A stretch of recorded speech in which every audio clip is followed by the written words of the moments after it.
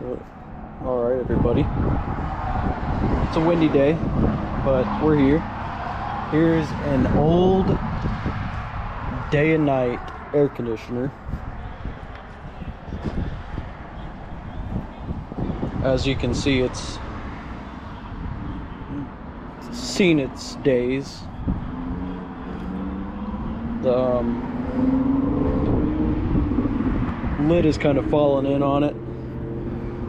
Here's the data on it. I haven't decoded it yet, but I'll get to it.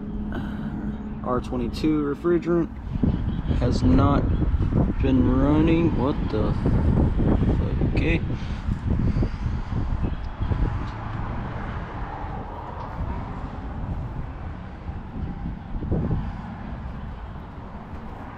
Yeah, it appears to have, looks like a Tecumseh compressor. Some type of Tecumseh compressor.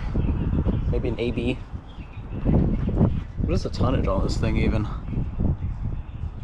108K. That's cool, that tells me a lot.